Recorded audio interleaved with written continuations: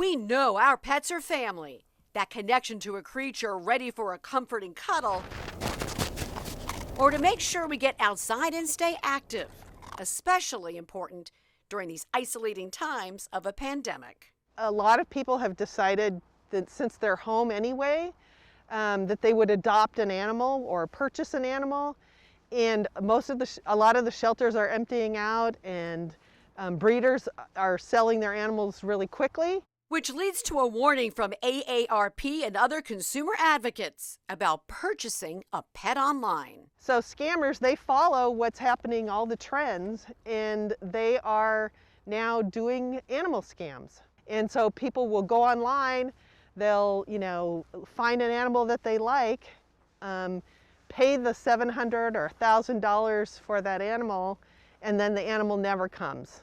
According to AARP's recent Perfect Scam podcast and other consumer advocates, the scammers are setting up fake but very convincing websites using actual photos and in some cases even the certification of trusted breeders. Well, first of all, of course, I'm going to err on the side of adopting, right?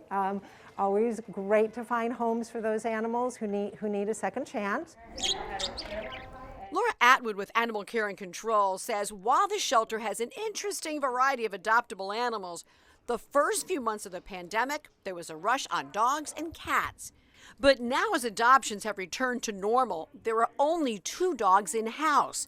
Good news for the shelter, but discouraging news for those ready to adopt. Good boy. With that said, there are many, many responsible breeders out there. So we just ask people to do their research, be as familiar as they can with who they are purchasing from or adopting from, and how the animals are treated when they are in that person's or that organization's care.